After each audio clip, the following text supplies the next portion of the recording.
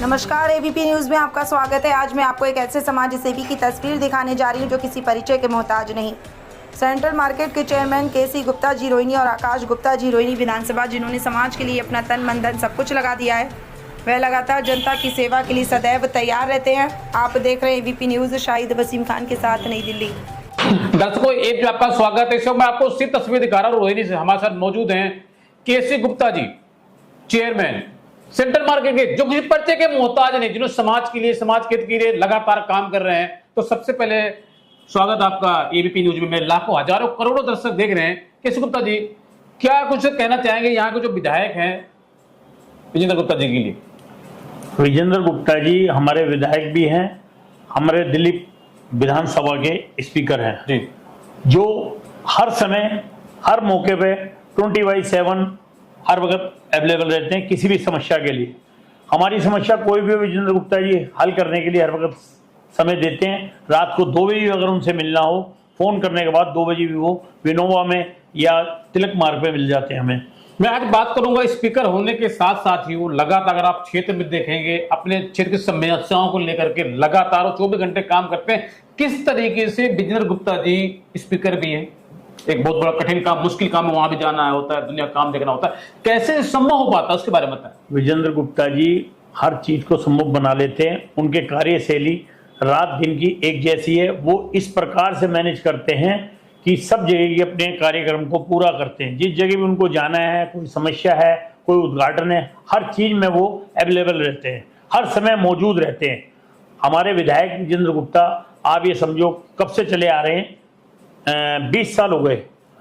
20 साल से विधायक हैं, लेकिन हर आदमी उनको ऐसे पहचानता है, हर आदमी को बाई नेम वो जानते हैं, अपने क्षेत्र के हर आदमी की समस्या को समझते हैं और उसको हल करते हैं। हमारी समस्या हो या किसी की भी समस्या, आम आदमी की भी, वो हर आदमी की समस्या हल करते हैं। मैं कुछ खास मुद्दे पर चर्चा करूंगा। आपने बात ऐसे छेड़ दी, टॉपिक ऐसे छेड़ दिया है कि विजेंद्र गुप्ता जी की बहुत सारी जो सरकारी होल्डिंग होते हैं, जो बोर्ड होते हैं, अनेकों विधायकों में देखता हूँ प्रशस्त पर की होल्डिंग होती है, होल्डिंग पर फोटो होता है और उनकी तस्वीर होती है, उनका नाम होता है। लेकिन विजेंद्र गुप्ता जी का एक ब्रांड है, मुझे लग रहा है, मैं लगातार रोहिणी के अंदर देख रहा हूँ कि बोर्ड पे बदलाव नहीं है। वाकई में कहीं ना कहीं दिल्ली के अंदर उनकी एक अलग पहचान है। इसलिए बदलाव नहीं किया गया? विजेंद्र गुप्ता जी का रुतबा इस प्रकार का है कि वो हर समस्या को समझने के लिए हर आदमी उनसे दिली जुड़ा हुआ है। 24 घंटे किसी भी आदमी को, किसी भी कार्यकर्ता को, किसी को भी अगर वो कह दें, वो काम होता है। और उनकी छवि इतनी बढ़िया, साफ सुथरी, कि हर क्षेत्र में उनका नाम है, हर क्षेत्र में उनका काम है और हर क्षेत्र के लिए वो हमेशा हाजिर है जी।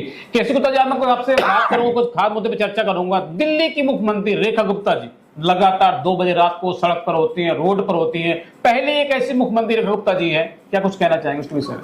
भाई, रेखा जी, आपको ऐसी सीएम मिली है जो जिंदगी में दोबारा मिलेगी या नहीं मिलेगी वो नहीं मालूम।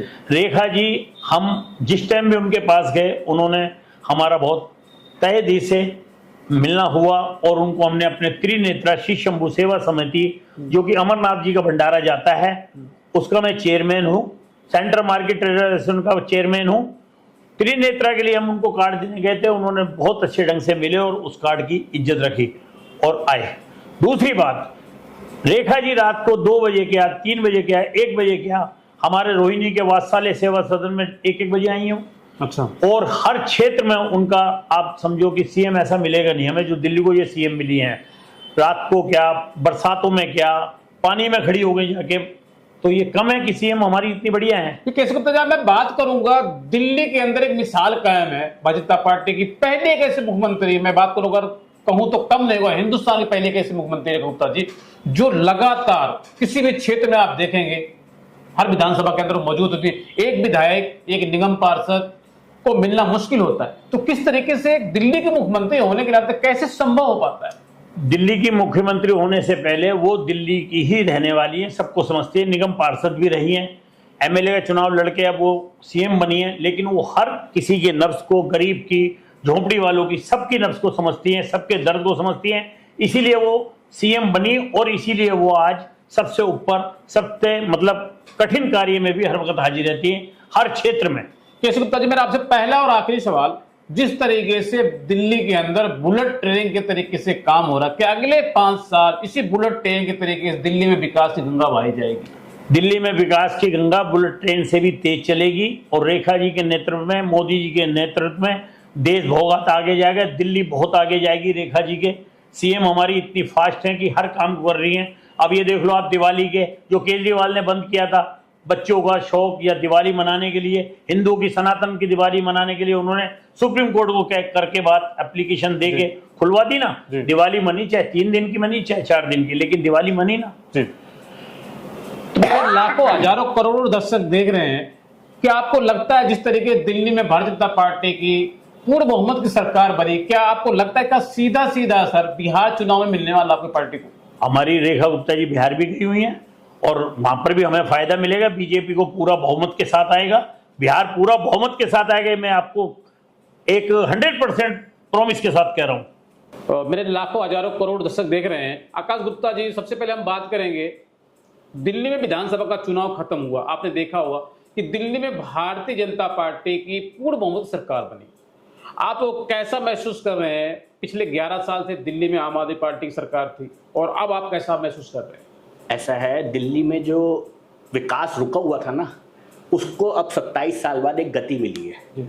और हमारे जितने भी बीजेपी के कार्यकर्ता हैं, चाहे वो बूथ लेवल के हों चाहे वो मंडल लेवल के हों, सबने बहुत मेहनत करी। कड़ी मेहनत करने के बाद आज हम विधानसभा जीते हैं। विधानसभा जीतने के बाद हमें एक ऐसी मुख्यमंत्री मिली जिनको मोदी जी के नेतृत्व के द्वारा मिली गई, जिनमें हमें अपनी महिला सुरक्षा भी दी गई। साथ में दिल्ली की जो जमीनी राजनीति से जुड़े हुए लोग थे वो ही आगे बढ़ के आए। आज हम अपने रोहिणी क्षेत्र में बैठे, हमारे जो विधानसभा के अध्यक्ष हैं विजेंद्र गुप्ता जी, वो जमीनी राजनीति से कम 25 सालों से जुड़े हुए हैं। वो राजनीति करते करते उन्होंने रोहिणी का इतना विकास किया है कि पूरे दिल्ली में जितना विकास हुआ है उससे ज़्यादा विकास सिर्फ एक रोहिणी में हुआ है। तो आप समझ सकते हो, तो एक खुशी अलग से है।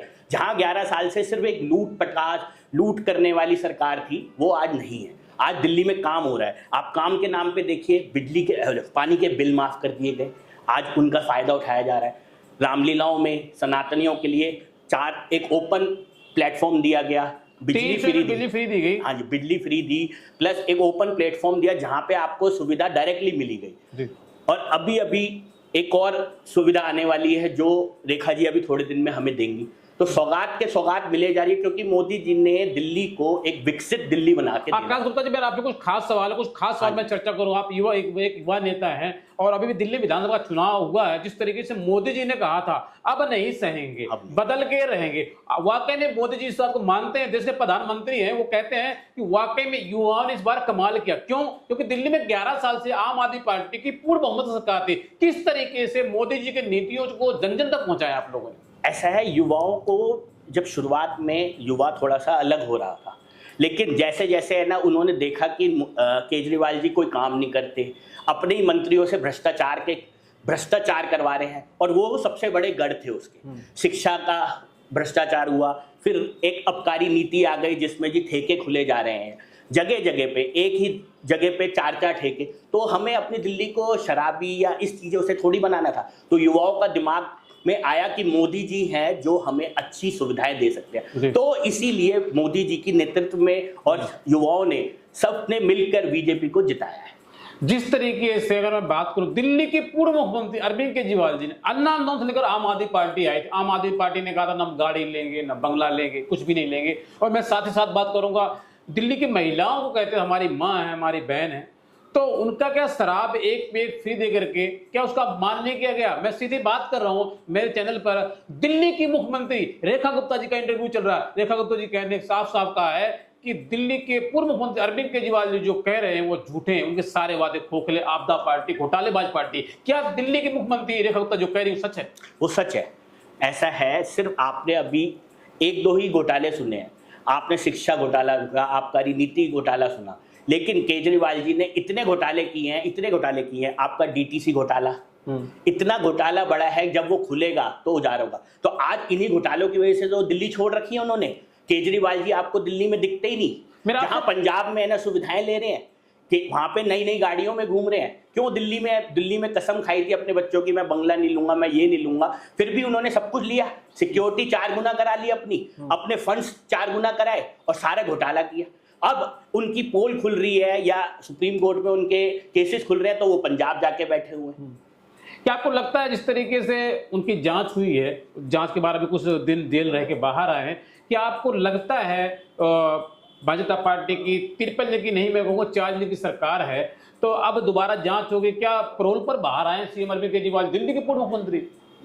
मैं तो ये कहता हूँ वो अब की जो जांच में जाएंगे तो वो वापस नहीं आ पाएंगे। अच्छा। क्योंकि कोर्ट और लॉ एक इस तरीके से जांच कर रहा है कि उनके सारे सबूत मिल चुके हैं। वो जो कहते थे ना मेरे पे ये सबूत है, मेरे पे, कोर्ट के पास उनके खिलाफ ही बहुत सबूत है। मेरा आपसे पहला और आखिरी सवाल, दिल्ली की मुख्यमंत्री रेखा गुप्ता जी लगातार कह रही, मेरे चैनल पे इंटरव्यू कह रही हैं कि जो महिलाओं को ना दारू दी गई, एक पे एक फ्री दी गई, उसके बदले 5 किलो आटा के बजाय चाहिए था 5 किलो दाल देनी चाहिए, 5 किलो चीनी देनी चाहिए। क्या ये हकीकत है? जमीनी स्तर पर यही करना चाहिए था? हमारी सरकार, जो मोदी सरकार है, वो 80 करोड़ लोगों को फ्री राशन देती है, लेकिन दिल्ली की सरकार जो थी पहले वो दारू पे दारू देती थी, जिससे कि जनरेशन खराब हो रही थी, औरत का हस्बैंड खराब हो रहे थे। वो दारू जो राशन की बात आप कर रहे हैं उस पर टैग तो सीएम अरविंद केजरीवाल, दिल्ली के पूर्व मुख्यमंत्री का टैग लगता था उसके ऊपर। वो सर वो झूठा था, वो झूठे पैकेटों पे अपने वो लगते थे, सारा मोदी जी से ही आता था। आपको भी पता है सेंट्रल गवर्नमेंट ही सब कुछ प्रोवाइड कराती है। ये दिल्ली गवर्नमेंट को भी अगर आज देखा गुप्ता जी को है, जब तक सेंट्रल गवर्नमेंट अगर फंड्स नहीं देगी तो दिल्ली गवर्नमेंट कैसे चलेगी? तो दिल्ली गवर्नमेंट को जो भी फंड्स आते थे वो मोदी जी देते थे, लेकिन वो केजरीवाल जी तो झूठे अपने पोस्टर लगाते थे। वो सिर्फ होर्डिंग लगाने में माहिर थे, उन्होंने हर जगह होर्डिंग लगाए, उसमें भी घोटाला किया। वो एक अपने घर में जो ट्रेड मिल होता है उसका रेंट वो है ना 2 लाख रुपए महीना दिखाते हैं, जिसकी कीमत ही 50,000। जी, मेरा आपसे पहला और आखिरी सवाल, आकाश गुप्ता जी, मेरे लाखों हजारों करोड़ दर्शक आपको देख रहे हैं, बिहार चुनाव के मुद्दे पे क्या कुछ कहना चाहेंगे, क्या अपील करना चाहेंगे देशवासियों से? ऐसा है, बिहार में भी बहुत विकास हुआ है और अच्छा खासा विकास हुआ है, और मोदी जी ने इस बार अलग ही विकास की घोषणा करी है वहां के लिए, और आने वाले समय में विकास के नाम पे बिहार जाना जाएगा, और बिहार को हम जीत के आपको एक सबूत के तौर पे देंगे कि हमारे मोदी जी ने कितना आपकी काम पार्टी किया। की तरफ से लगातार दावा किया जा रहा है कि बिहार हम जीत रहे हैं। हम जीत रहे हैं क्योंकि वहां की जनता का समर्थन मिल रहा है हमें। जनता को मालूम है हमें किसको साथ देना है। जो केंद्र में बैठे हैं मोदी जी, वो हमारे लिए ही काम कर रहे हैं। वहां पे जितने भी सुविधाएं हैं वो सारी मोदी जी दे रहे हैं। जी, ठीक है, समय देने के लिए बहुत बहुत धन्यवाद आपका। धन्यवाद। तो दर्शकों, इस वक्त मैं आपको सीधी तस्वीर दिखा रहा हूँ, रोहिणी से हमारे साथ मौजूद थे आकाश गुप्ता जी। अगर हम बात करें तो साथ ही साथ हमारे साथ मौजूद थे केसी Gupta ji, chairman central market के, जिन्होंने भारतीय जनता पार्टी के लिए अपना तन मन धन सब कुछ लगा रखा है। आप देख रहे हैं एबीपी न्यूज, शाहिद वसीम खान के साथ। नमस्कार।